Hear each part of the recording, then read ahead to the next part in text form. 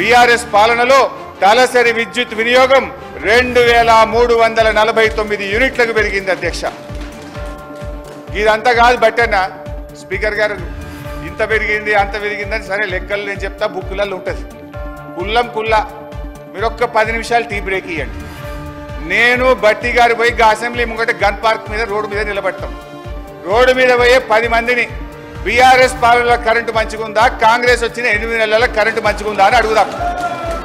కుల్లా జనం చెప్తారు కదా అధ్యక్ష. మాది బాగలేదు పురోభివృద్ధి సాధించలేదని మాటలు చెప్తే అయిపోతుంది అధ్యక్ష. చివరికి ఈ కరెంటు గురించి అధ్యక్ష గౌరవ మన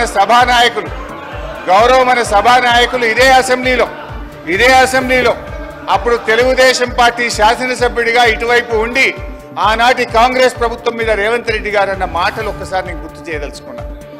ఆనాటి కాంగ్రెస్ పాలనలో తన తండ్రి గారు చనిపోతే ఊర్లో దహన సంస్కారాలు చేసిన తర్వాత కరెంటు లేకపోతే గంటల సేపు ఎదురు చూసి కరెంటు లేక నీళ్లు లేక నెత్తి మీద నీళ్లు చల్లుకొని ఇంటికాడికి పోయినా అని రేవంత్ రెడ్డి గారు ఆనాటి కాంగ్రెస్ పాలనలో కరెంటు పరిస్థితి గురించి ఇదే సభలో చెప్పారు అధ్యక్ష.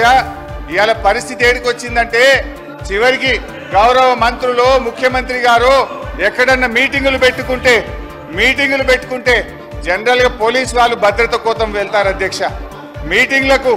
మీటింగ్లకు పోలీసు వాళ్ళు పోయి భద్రత కోసం వాళ్ళు నిలబడితే అధ్యక్ష ఈ రోజు కరెంటోళ్ళు పోయి మాత్రం నిలబడుతున్నారు అధ్యక్ష.